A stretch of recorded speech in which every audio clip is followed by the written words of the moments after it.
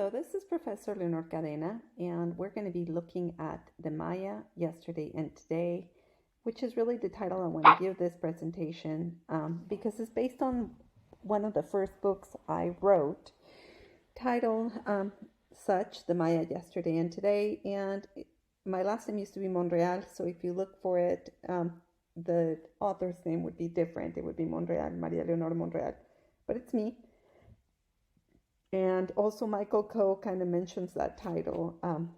I believe it's in chapter 10. So we have, in this PowerPoint, I'll be talking about some of the key points from that case study I wrote back in 2008, as well as Coe and Houston's The Maya book, chapters 8, 9, and 10.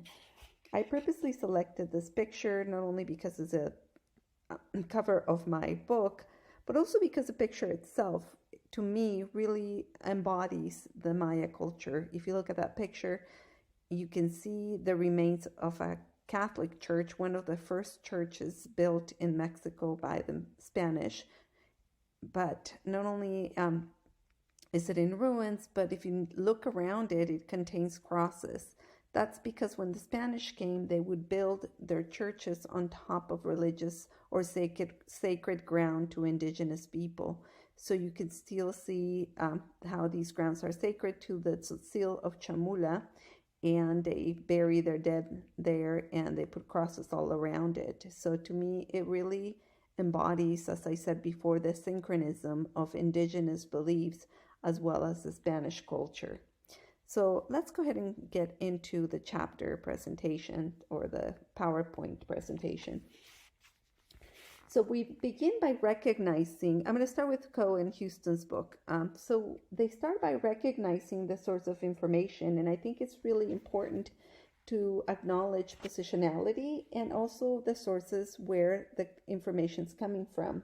So Coe and Houston talk about how, because the Spanish missionaries were very accomplished scholars and they were very eager to understand the people they were going to convert by using the cross, they left us with first-class accounts of indigenous cultures as they arrived. They wrote many books that you can find today. And again, in those books, you can really see, of course, they're not unbiased, right? But you can really see the perspective of the priest in regards to indigenous cultures. And this is where someone like de Landa was a controversial figure, because on the one hand, he helped decipher the Maya or Mayan language, but also in terms of hieroglyphs, but also he destroyed so much of their knowledge. So it's very interesting.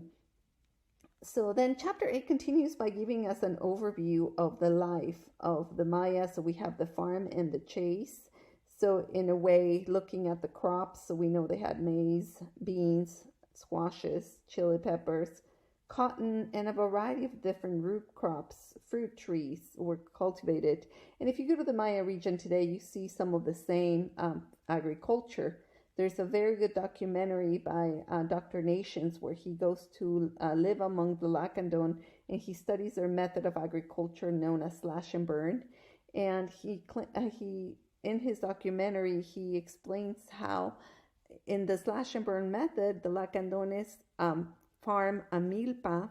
A milpa is a plot of land in which they can grow up to 80 different kinds of foods in a milpa. The milpa is very sustainable if done properly, and they can grow many, again, 80 different kinds of edible plants for a period of 7 to 10 years. And then when they let it rest, they can leave it for about 15 years, but grow trees, which they can use to make a variety of things like baskets, again, fruit trees, etc. So he is an environmentalist, an environmental anthropologist, a conservationist, and he has been studying the Lacandones for many years in Chiapas to write about their conservation methods and the way that they are so sustainable. We also learn about a variety of ways in which maize can be turned into food. So things like saca, which is a cornmeal gruel, which was taken with chili peppers as the first meal of the day. We also learn about cayenne, a mixture of water and sourdough carried in gourds, which they would take it to the fields, and it was a very good way for them to, again, eat while they're working in the fields. And then, interestingly enough, throughout Mexico, and I think here in the United States just as well, maybe even more, people eat tamales for the holidays. Quixelwa was the name. And tamales, again, probably didn't have meat. They were probably more made with chiles inside. And the idea, if they did put meat, it was probably, we'll talk about some of the sources of meat, like turkeys, deer, peccary, dogs. They would have a very small amount of meat to make it last, because keep in mind, they didn't have the large amount of sources of meat, and they did not consume meat the way Americans do, where the average American consumes about 200 pounds of beef a year. Again, back then they had a limited amount of meat, so they would put a small amount in the tamal and then fill up, of course, with the masa of the tamal. We see that they had a variety of textiles, and I'll talk a little bit more about the Maya women and their textiles, but for the most part, each cultural group of Maya women wear their huipiles with a particular type or style of embroidery that is unique to their cultural group. So in other words, if I'm Tzotzil Maya woman, my embroidery would be different than the Maya women who live in Guatemala or who live in the Yucatan Peninsula or the Yucatan Maya. So that's really interesting. Also, currency, they would use cacao beans for money, and they have a very particular type of house with their own kitchen, again, fruit, vegetables, and they'd have a variety of foods around their house. They domesticated dogs, several breeds of dogs were domesticated. One strain was a Bartless. Males, again, were usually castrated and fattened up with corn in order to be sacrificed. We talked about having turkey. Again, if we were in a regular classroom environment, we conclude the semester by having a Mesoamerican potluck, where you bring different foods that could have only been cooked using what was available for Mesoamerica, but alas, we're not. They had other key items like the copal tree, which was really important. They had a tree which was to extract rubber and chewing gum. And I have a video I want to show you, but I would love to take one day students to the real Maya region, the part where you can actually see the Maya people, who take you around and show you the medicinal properties of the plants there. Again, by the age of 8, a typical Maya child knows the medicinal properties and the healing properties of most, if not all, of the plants around their area. So they're definitely botanists. And as a matter of fact, a lot of the medicinal properties that we know about today, the pharmaceuticals that are plant-based, are coming from the knowledge of these indigenous people. So it's really, really important to understand that. In regards to industry and commerce, we learn in this chapter the importance of salt and cacao, as well as flint, jade, and how they would probably get around by sea, right? They were definitely very efficient navigators. And I mentioned to you as well that in Xcaret and Xyaat, today indigenous Maya do a trip from Playa del Carmen all the way to Cozumel. So again, very, very efficient at making canoes and traveling through canoes. We also have evidence of a lot of trade taking place with the central part of Mexico. So we haven't talked about the Toltec and the Aztec, but a lot of the things that the Aztec highly valued were coming from the Maya region. In regards to the life cycle, make sure that you read that section. We learn a lot about the values in terms of family. So the Yucatec mothers would give birth to their babies and then put 2 boards in a way that was flattening their heads on the top and the back, and then tighten them. The idea was that if you had a flattened head, you would be considered more beautiful. The other thing that they would do, like a sign of royalty, was having slight cross eyes. So they would hang a little ball in front of like their nose so that the babies would get cross-eyed. So it's interesting to think about the perspectives in relation to the standards of beauty from the Spanish, right, and the Spanish priests when they came. We also know that they had differences in terms of the ceremonies that they had. Again, the importance of their gods, which we'll talk about more later. In the highland and lowlands, the boys and young men would go off to like militaristic training to learn the arts of war, in which we apparently Landa talks about having had the presence of prostitutes. But on the other hand, young women, adolescent women, were not really allowed they were expected to marry a virgin. So chastity was highly valued. When I was doing my research in Chamula, in the town of San Juan Chamula, the Tzotzil Maya women they're very strict with them.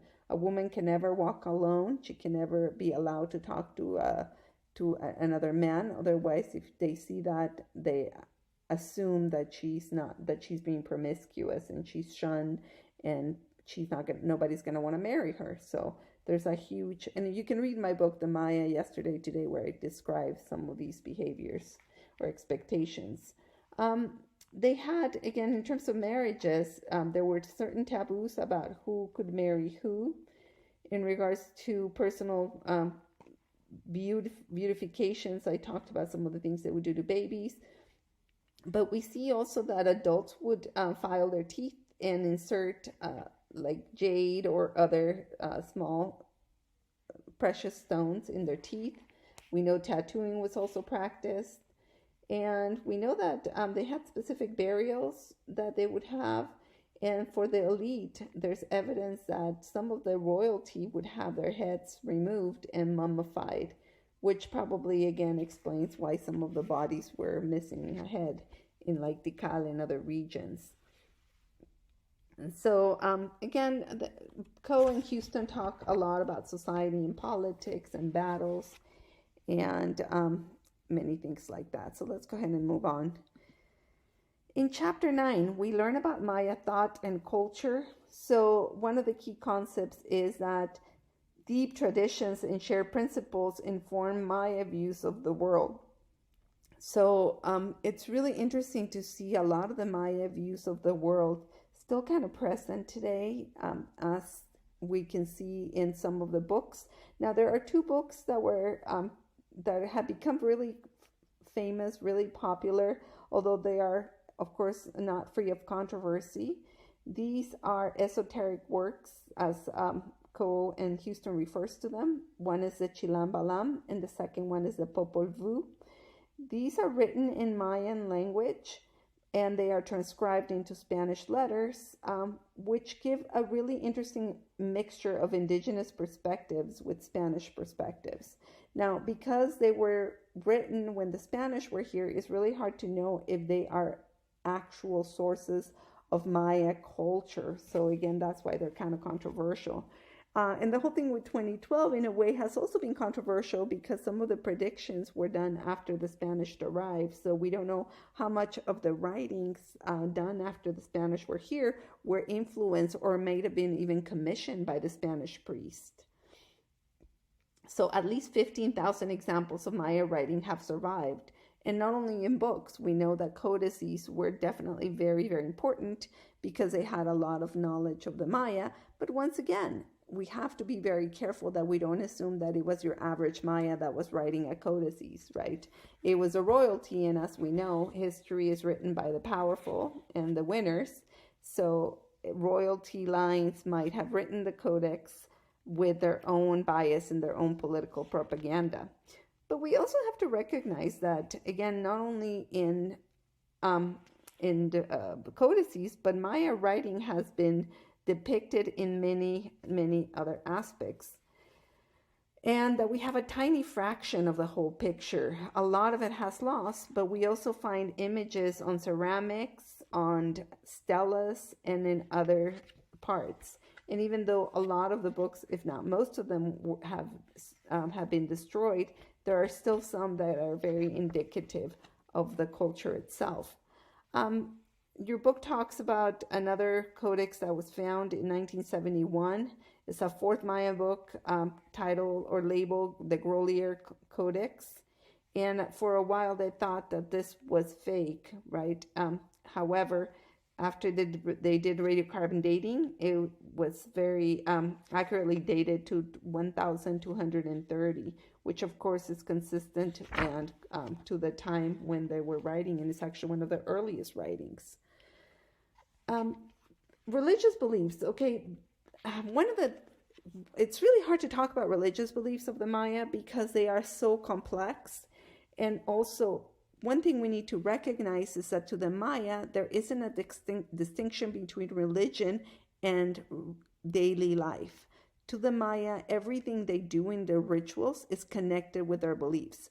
Unlike Westerners who feel that religion is separate to daily life, religion is something you do when you go to church. To the Maya, everything they do from the moment of conception to their entire daily life is connected with this notion of what we could be of religious beliefs, or what would be called, I guess Westerners would call it animism, the idea that everything has an anima or a soul, and that the soul interacts with their daily life. So they're cyclical focus rather than linear focus.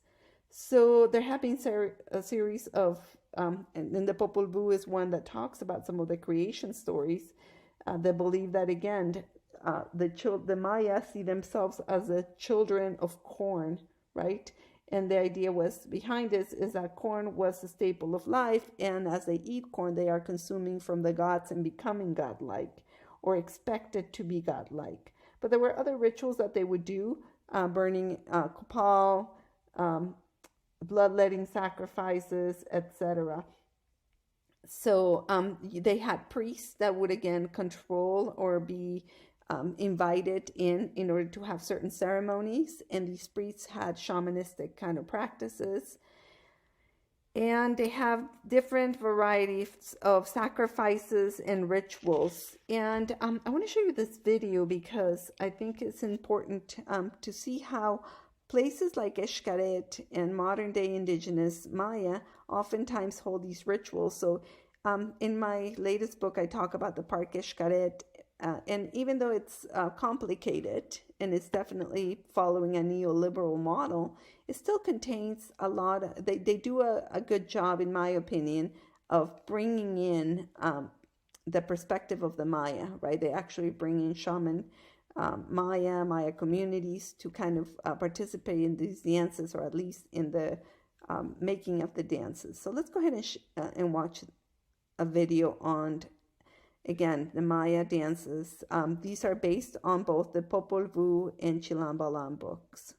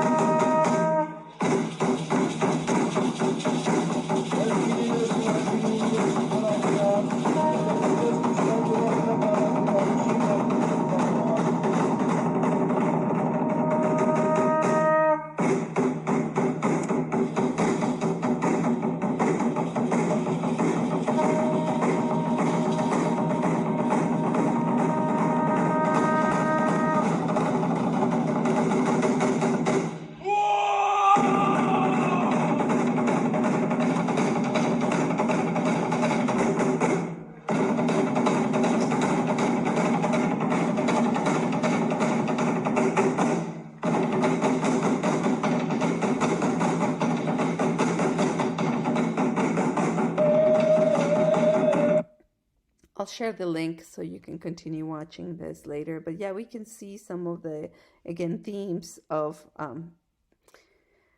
of the complexity between the animistic perspective, also the soul or the spirit of the animals as totems, and the Maya worldview and beliefs. So another aspect, or the next chapter, the last chapter, talks about the new Spanish order. And this is particularly interesting in regards to the conquest, right? I'm not going to get too much into the conquest here because we will definitely explore more of the conquest when we talk about the Aztec and the way that the Spanish came. But it is really important to recognize that the conquest of Mexico was not really a conquest, right? It was more of an invasion. And it was not just a physical and militaristic invasion. It has been an ongoing invasion of the mind of the people of Latin America and of course, of Mexico. So the Spanish come in, they establish the Spanish order, and they set up to create a system of repartimiento, which is basically taking the land that used to be owned by the local people and giving it to these newly formed caciques. And caciques were kind of like managerial class that were reporting to the Spanish, collecting local taxes and giving them to them. So we have the system of encargo that becomes set. And the encargo system is one in which the Spanish look for local leaders and set them up as a representative of the crown, representatives of the Spanish, because obviously the Spanish, there weren't that many of them. So the encargo, the word itself, means to entrust something, right? So they are entrusting the king's lands to these indigenous leaders or chiefs who are now collecting taxation and overseeing the land for the Spanish. And and we see some of that even as of today. So we'll talk in the next slides. I'll talk a little bit more about the characteristics of the Highland Maya of yesterday and today. There's been a lot of work, and again, I have for my first book and for my master thesis in anthropology, I spent a lot of time studying the Tzotzil Maya in the highland regions of Chiapas, and they have a very unique cultural system, which I will get to in a little bit, including the Sinacantan Tzotzil versus Yucateco Maya. In Yucatan, you have a different. So these, for many, many years, have been traditionally different Maya groups. So think of this as Native Americans, right? Whether you were Lakota or Sioux was very different than if you were Cherokee or if you were Navajo, right? We had 500 nations in the United States that were culturally unique.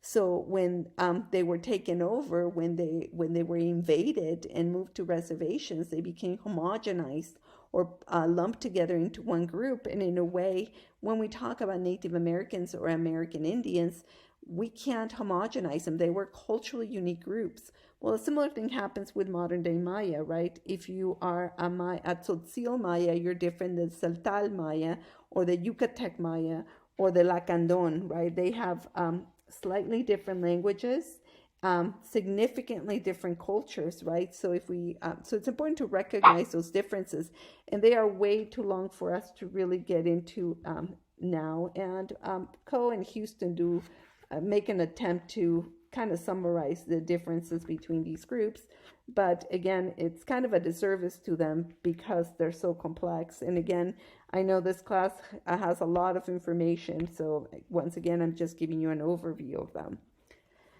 Finally, another topic that is covered in chapter 10, which is just kind of glossed over as well, a very complicated topic, is the War of the Castes, or La Guerra de las Castas, that takes place in the Yucatan area. And the War of the Castes, there's an entire book that's written about that by, I forgot his name, but anyway, the title of the book is La Guerra de las Castas, the war caste. And this is a rebellion group that takes place where in Yucatan, you're looking at almost all of the Maya in the peninsula taking up arms against the Ladinos, or a Ladino is mestizo, right? Those that have Spanish ancestry. And eventually, again, the government troops held only Mérida and some of the towns. But one thing that really is important about this is that there was a major shift in power,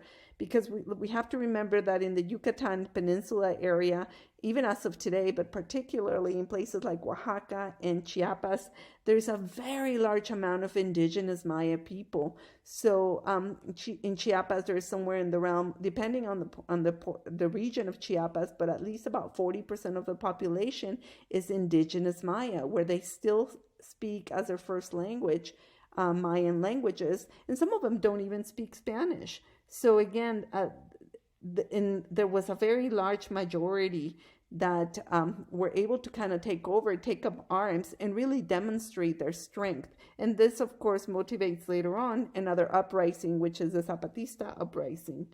So again, this is kind of a very brief summary of the War of the Castes.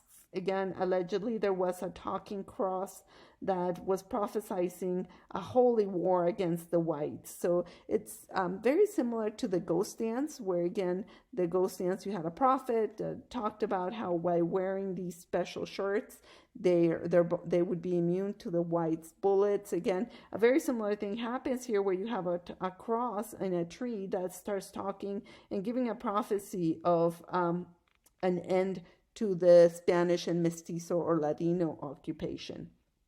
So very, very interesting. And again, the uprising in Chiapas later on is really, really interesting, where you have the state of Chiapas in the hands of the Xyaat. And again, I'm going to talk a little bit more about that in the next slide, so I'm going to skip that. But I have a video here. I hope it plays. This is a video that I took. It's in Spanish, so I apologize if you don't understand it. I'm going to let it play and kind of give you the context. So this is an elderly Maya. He is like 97 years old. And I went with my daughter for my dissertation. We were looking at Maya communities. And this is a group that does... and I'll put the name in the comments, but basically this group hosts tourists that are looking for ethnic and ecotourism, and they show, and you stay basically in their huts, and you sleep in a hammock. Dice, ese es el trabajo que hacemos nosotros los mayas. Oh, okay.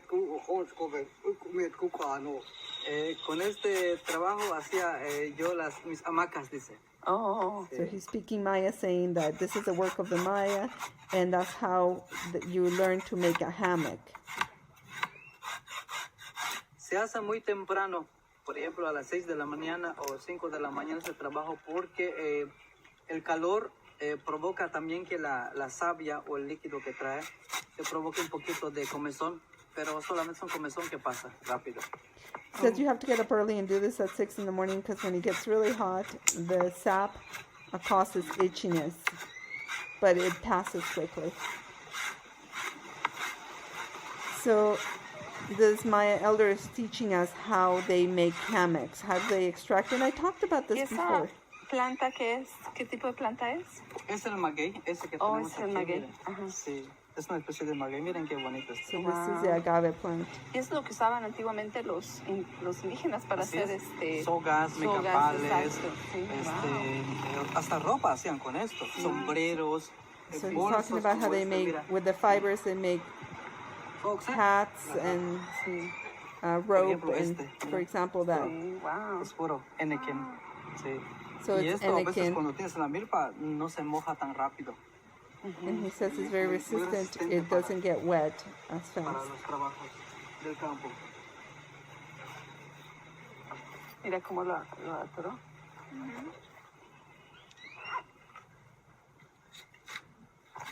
Mata chica.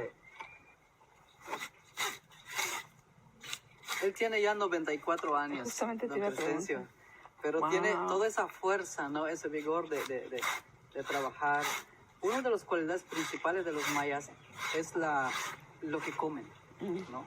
So he Se says alimentan mucho de he's lo que es 94 maíz, years old, maíz, frutas, verduras, and one of the qualities that keep him young is local. their Y diet. eso ayuda a que ellos puedan generar un tiempo de vida bastante bien, ¿no? Aquí That- es común que la gente maya muera a los 100, 110, 120, es normal. He says it's common Y for Maya realmente no people to mueren live to be de 120, 100, Mueren 110, porque ya 120. son muy ancianos, ¿no? Ya no pueden caminar o les falta un poquito la vista. Pero él todavía a esa edad no usa lentes. ¿Sí? ¿De bien? ¿Sí? No, ni de día ni de noche, no. Entonces eso ahí nos damos cuenta de lo que se come, ¿no? Sí. Pero él no toma nada de Coca-Cola, nada de ¿Y toma el alcohol o tampoco? ni sabritas, ni azúcar, es solamente miel lo que toman ellos. He says that Mucho maíz.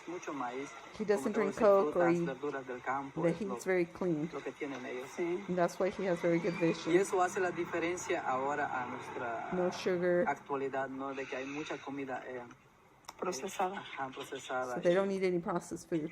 Por eso. And Después that's de why they stay so rasparlo, healthy. se pondrá al sol durante un día para que se seque. So then they Se put it in pueda the ya sun to trabajar dry bien. for a day. Sí. Estábamos pensando utilizarlo como ¿cómo se llama? ¿Peluca? Una extensión de cabello. Ah, sí. Se ve bien, ¿verdad? Se ve So bien. he said you could use that as hair extensions, Sí. but he was kidding, of course. ¿Quieres hacer una hoja? ¿Alguien quiere participar? A raspar una. So he's Dale, asking una us media to hoja. go. ¿Cómo se dice muy bien? So now my daughter is going to go. ¿Cómo se dice muy bien, muy bonito? Hachmalob. Hachmalo. Ajá. There I Hachmalo. am trying to learn Maya. Hachputs. Hachutz. Now I want to show you in terms of the Tienes que tener un size punto de how apoyo para tiny que that no se te resbale la Maya tabla. older man Espera. looks. My daughter is Aquí 5'7", Y lo pondrás aquí para que no te lastime el estómago y le vas a but look at bajar, the difference ¿no? Es in muy terms bueno of para size. ejercicio. Sí, no es tan Eso es, fácil. sí, So es that's bien, important es to natural, see also because if you Para hacer una remember a hamaca lot of the necesitamos Maya 80 ruins. hojas aproximadamente. Wow. Así que te faltan 79. So he's saying we need to choose to do ¿Sabes qué another hacían los mayas? 79. ¿Quieres hacerlo, mami? Que, No, está bien. que el que no sabía hacer su hamaca no se podía casar. So a Maya who didn't know how to make Ok, a his darle, own hammock mamacita. Si no, no te casas. could not get married. Ajá, tienes que majarlo. Sí. Ajá. Originalmente nosotros tenemos esta madera. Con esto se hace. Esta es la madera original. So he's showing me the wood Sí, that tú they puedes used to fijarte en el make it. filo que trae, mira. You can see how sharp it is. Y en lugar de esa cosa, con Utilizamos esto esto. Esa es la original. El detalle es que a veces... tienes que atorarlo en el piso, yo, en la piedra. Ahí. Entonces el detalle es que cuando trabajamos entre 5 a 10 hojas, se le va el filo. Entonces hay que tallarlo otra vez para sacar el filo a cada rato. He says you have to Entonces, sharpen it all the para no time hacerlo, to entonces make se it incrustó una madera, sharp, and they use the un wood pedazo de machete Sí. en la madera para que se pueda trabajar. and a piece of machete. Ya no puedo. Ya me cansé un poquito. But you notice how the difference in the way that when my daughter's doing it versus when Es bueno the Maya para elderly ejercicio, is ¿verdad? doing it. Buen trabajo, Giovanna. Wow, no He puedo makes it creer. look so easy, and yet it's Imagínate cuando ya tengas exhausting. 50 hojas ahí. I also tried it, and I was Ellos pueden exhausted. hacer entre 20, 30 hojas todos los Anyway, días. so I hope you lo que found that hacemos- video interesting.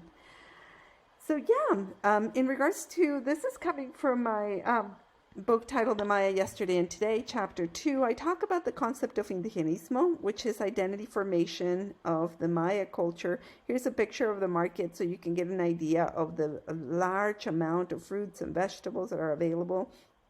This is in Chamula and Chiapas, and this is an indigenous Tzotzil woman, which is, again, they wear their typical clothes.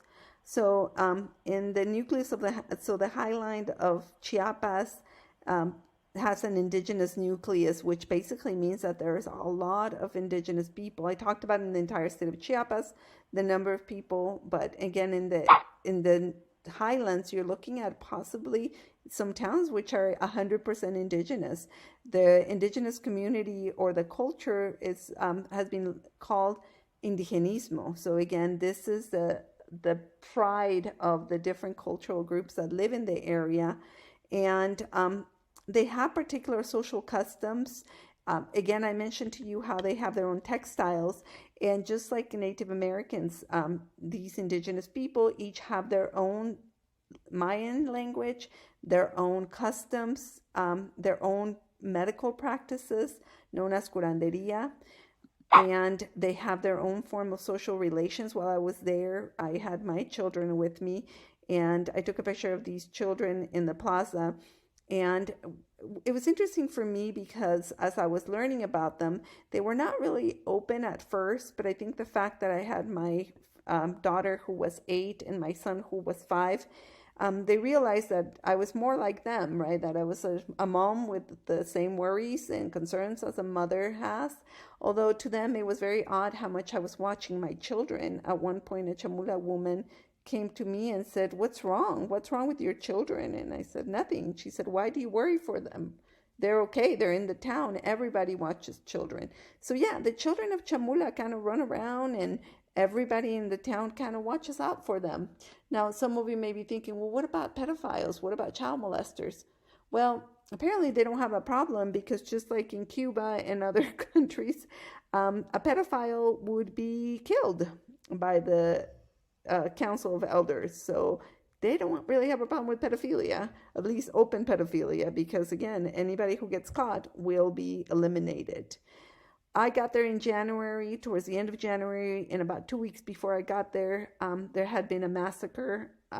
About 18 people were killed.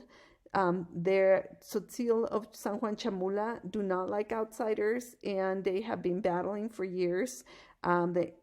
Keeping outsiders from taking or coming and infiltrating into their town.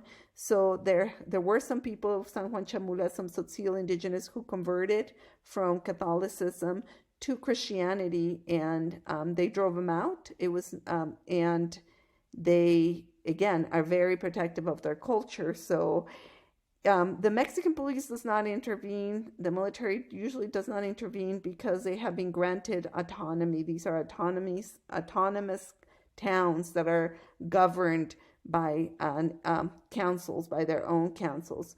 In terms of the living arrangements, they live in the nuclear family. Again, men and women are not allowed to kind of court each other. If a man likes a woman in the area, or at least when I was doing my research, things might have changed. He has to go and petition her and do what's called bride price, which is basically giving groceries, giving gifts to the family until the father allows them to kind of walk together, always chaperoned.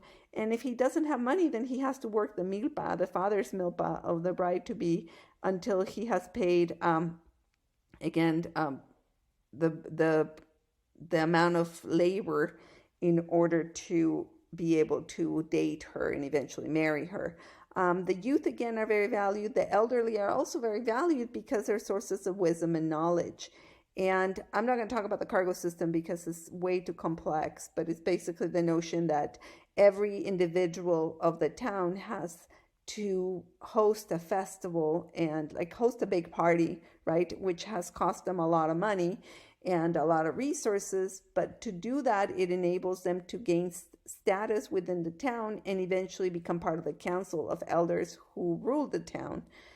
The problem with that is that oftentimes it leads people to, well, an increase in drinking, but also into spending resources they don't have, which is part of the reason that attracted some of this Tzotzil of Chamula to become Christians, that they didn't have to host the Catholic festivals. But of course, it didn't really work because they got kicked out. So while I was doing my research, I noticed a lot of the effects of globalization. This also motivated my research later. I noticed it shifts from land tenure. A lot of the Mexican government after 1994, when NAFTA passed, took away land that used to belong to elderly outside the town and allowed corporations like Starbucks to come in and not necessarily buy the land, but take over the land and exploit the indigenous people for their labor, which caused a lot of disruption, as you can imagine. So people who used to work their own land now are working the land of a corporation and making very small wages, very small amount of money. Also disrupting families. There was an increase in domestic violence, an increase in drinking. And tourism was another aspect that really changed this community. While I was there in 2003, there was maybe one day of the week where they would have one street where indigenous people like this woman here would make their crafts. They would make little tiny purses. They would make dolls. They would embroider shirts. Today, when you go there, the town has pretty much about half the town is set up as a marketplace, and a lot of the things that they have are made in China. So they have these rich Latinos or white Mexicans who go into the town and give them things to sell and basically pay them a commission. So instead of getting a huipil that's been embroidered by a local woman, you're buying a huipil or a shirt that was made in China, probably at a sweatshop, but being sold by an indigenous woman like this one. So it's definitely affected and changed. And many of them today, if you go to Cancun or Playa del Carmen, you see Tzotzil women who have migrated all the way there, have left their hometown in order to make a living selling these things. So that's a very interesting aspect. In regards to religion, I talked about how religion is very much part of their culture, of everything they do. It's part of their identity, and it's led to rebellion, right? When I mentioned they're Catholic, but they're a form of Catholic pluralist, meaning that they have incorporated a syncretic type of religion, which includes aspects of Maya religious beliefs as well as Catholic beliefs. So if you go to their main church, which I'll show you in a minute, you don't find a Catholic priest. As a matter of fact, the Tzotzil of Chamula drove out their priests many, many years ago. Instead, their church has turned into a healing center where you walk in and they're doing shamanistic practices where they go in there and they bring their sick, and you have the shaman doing like curanderia type of work where they, if someone's sick, they're trying to get the spirit that's causing the harm out of their bodies by a variety of things, including animal sacrifice.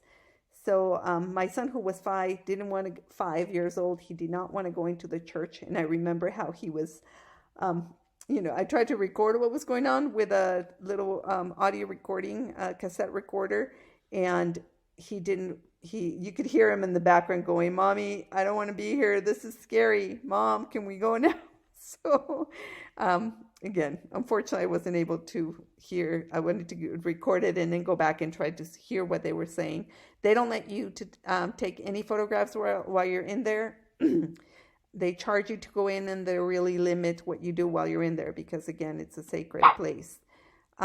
I mentioned earlier the non-Catholic groups that were driven out and expelled in San Juan Chamula, so even as of today. So here are some pictures. This is a picture of the inside of a house. So when I mentioned earlier, and Michael Coe and Houston mentioned in their book how the Maya don't see a division between their religion and their daily rituals. Everything they do and everything about their houses is centered on their religious beliefs. And you have the 3 crosses that represent the elements, and they're in the shrine at the center of each house that I, again, saw in Chamula. This is the church, and as you can see on the outside, it may look like a Catholic church, but inside is where they do their rituals. And this is the side view of the crosses. Interestingly enough, I took the picture in the car because I got out and I started walking around taking pictures. And to the Chamula, or at least the Tzotzil in Chamula, they don't like to be photographed. They believe that if you're photographing them, it's because you are either going to give them evil eye or do witchcraft. You can do witchcraft on them. So I went outside not knowing that, started taking pictures, and a woman came up, and I thought she was going to talk to me, and she came up to hit me. So with her shopping bag, she starts beating me up, and I'm running back to the car, closed the door, and I took this picture in the car because I was afraid I was going to get beaten again. So yeah, it's kind of scary. If you notice, I took a picture of a woman who was selling bags earlier, and I was talking about that woman. To get that picture, I had to negotiate with a woman, and I talk about this in my book, how the other women were upset that she agreed after I purchased what she deemed to be enough merchandise for her to negotiate her soul for the picture. Of course, I explained to her that I was not going to do witchcraft, but even so, she was very, very hesitant. The other thing I wanted to point out is when I later on I brought a group of students. We were at another market, and one of the students wanted to take a picture with a lady, and she kept saying, no, no, no. But then she looked at me and she said, you can take a picture for me because I can tell you will not do witchcraft. You're good. And I thought, well, how can you tell? She said, I can sense your energy, and I can sense that you're good. She said, she can take my picture too, but not this one. So my poor student felt so bad that she, was allegedly going to hurt them. So anyway, this leads to the last topic I want to talk about, which is rebellion. So in one of the last chapters of my case study, I talk about the Xyaat, who are a group of majority indigenous Maya, who, again, I mentioned earlier in 1994, they signed the Free Trade Agreement, North American Free Trade Agreement, and a lot of indigenous people took on arms. They took over many towns, 5 municipalities in Chiapas, and their idea was to be pacifist, but also make a point to the government that they were not going to allow for this continuation or a form of neo-colonialism, neo-imperialism. And there's a book called Ya Basta, which again talks a little bit about this, but it became kind of like their statement, no more, right? This is enough.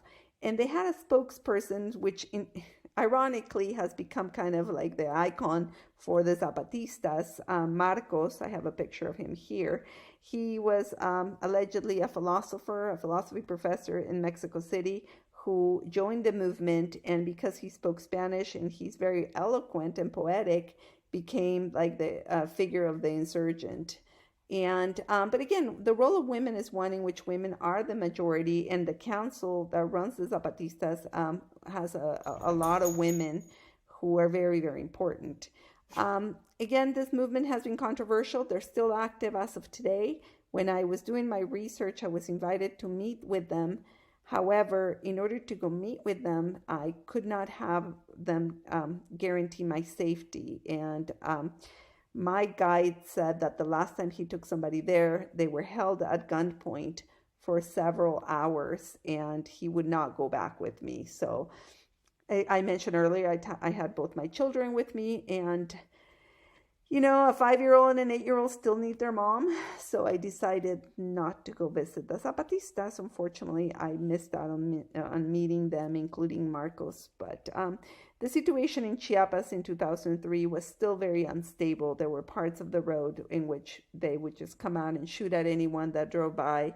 And for many parts, we had to take a police escort. And again, I've been going back and forth, as I mentioned to you all earlier, for the past 15 years, since 2003, so 17 years. And again, there are parts of the road that are really, really scary. And numerous occasions I've been, riding the bus where the bus drivers are telling me how they got shot. And this guy was showing me his stab wounds.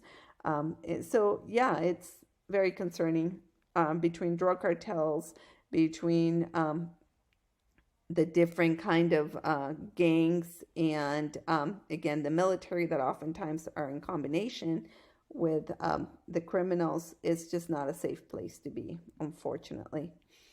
So that is it. That's all I have for you guys today. These are some of my sources. I hope you've enjoyed this presentation.